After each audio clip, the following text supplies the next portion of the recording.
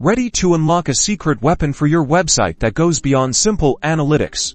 We're diving into how to transform Looker Studio into a powerhouse for interactive data visualization right on your website. First, head over to Looker Studio, just Google it, it's free. Click Create and select Report to start a fresh canvas. Now, it's time to connect your data. Click Add Data and choose your website's data source. Google Analytics is the obvious choice, but you can also connect Google Sheets, Google Ads, or even databases. If you're feeling adventurous, select your account and property. Then hit Add.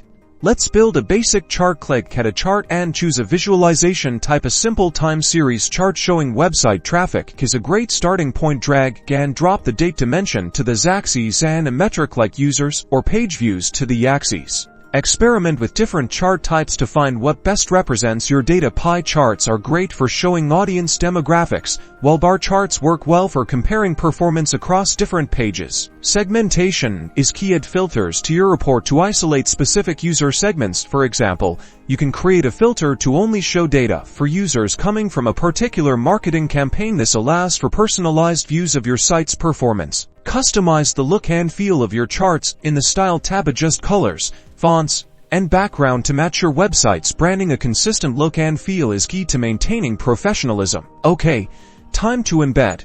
Click File, then select Embed Report. You'll get an iframe code that you can copy and paste directly into your website's HTML. Make sure your website platform allows iframe embedding. Paste the code into the HTML of the page where you want the dashboard to appear. Adjust the width and height attributes in the iframe code to fit the space on your page perfectly. And there you have it, a fully interactive Looker Studio dashboard embedded directly into your website. Your visitors can now explore your website's data in a visually engaging way. By using these simple steps, you've not only improved your website analytics, but unlocked new reporting capabilities. Make sure to subscribe and share with anyone looking to improve their website performance.